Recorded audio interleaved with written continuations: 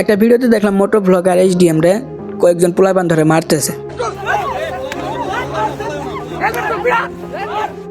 কিন্তু দেখলাম একটা মেয়ের নামে নাকি কিছু বলছিল, সেই মেয়ে নাকি জিডি করছিল।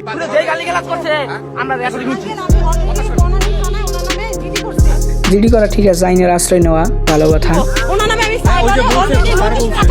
কিন্তু এইচডিএম নাকি কিছু ছেলেপেলে নিয়ে গিয়ে তার থ্রেট দিছে। কথা হলো অভিযোগটি যদি সত্য হয় তাহলে আইনের আশ্রয় নেওয়া যাইতো, এটা নিব, কিন্তু সেটা না করে সে 10-12 জন ছেলেপেলে নিয়ে 300 ফিটে তাকে আটকে যেভাবে মারলো, এটা কখনোই জাস্টিফাই না। 300 ফিটে আটকিয়ে চর থাপ্পড় দিয়ে ক্যামেরা এবং হেলমেট নিয়ে গেছে এবং মাথাটাও ফাটিয়ে, এগুলো কখনোই জাস্টিফাই না। যদি আইনের আশ্রয় নেওয়ার পরে এরকম ঘটনা ঘটানো হয় তাহলে আইনের আশ্রয় নেওয়ার কি দরকার ছিল?